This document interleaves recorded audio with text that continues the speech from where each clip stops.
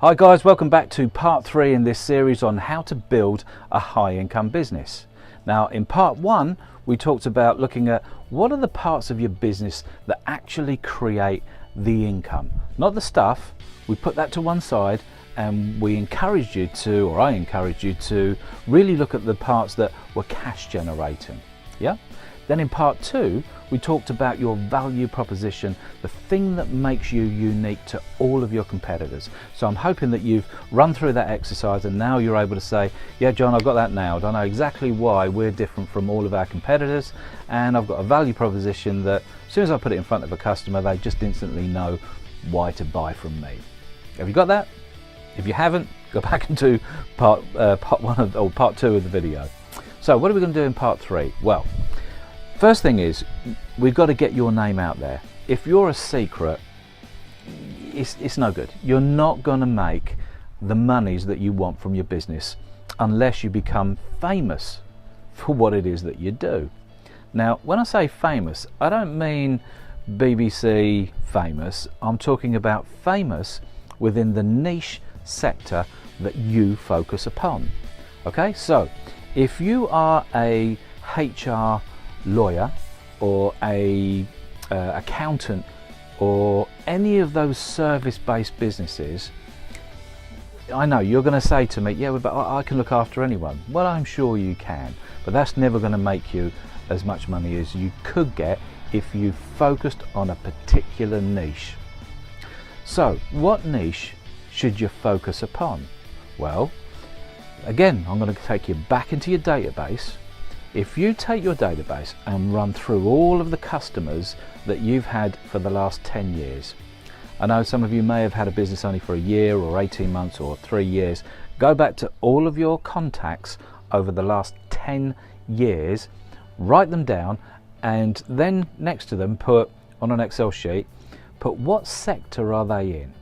So as an example, if you're an accountant and you run through all of your customers and say, well, I've got about 15% of my customers are engineering companies, and about 25% of my customers are business coaches, and then the rest, it's all bitty.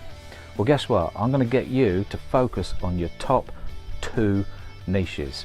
So go after business coaches and go after engineering companies, because it's easier. You already have a number of clients within those certain sectors. So whatever it is that you do, you will have 2 or 3 sectors, but one will be the bulk of who you know. Now, to put a marketing strategy together that is laser-sighted on making you leads, opportunities that will result in business, you have to do one thing. And that one thing is you have to find out why did those customers come to you to buy your products or services. So let's go back to our accountant, and let's say that, as we were talking earlier, 25% of his business is in coaches. Okay, so you go back to those coaches and you say, why did you buy from me? And the coaches will come out, you know, they may have different things. Well, I liked you. Okay, and well, actually you just seem to know about the coaching business. Interesting. Or you know how to, and whatever that may be. Once you've got a list and you've spoken to X number of them, the next thing is to go through your database and talk to coaches, using this example, that you don't deal with, and ask them the question, why did you choose the accountant that you already have? You got it? Now, if you ask enough of those, you should end up with a bulk of people that will tell you the top 2 or 3 reasons why they have bought from the character and organization that they have bought from. You then have, I know I'm punctuating this, you then have exactly the message that should be going out in your marketing materials. Yeah? So if it's for coaches and they've pretty much universally said to you, well, the reason that we come to you is you understand the coaching business, you understand the famine and feast nature of it, and you understand how to work with us and balance things out over the period of a year. And you also give us feedback in how to And you get my meaning. That's all going to go into your message, and you're going to laser sight that out and talk specifically to coaches and mentors.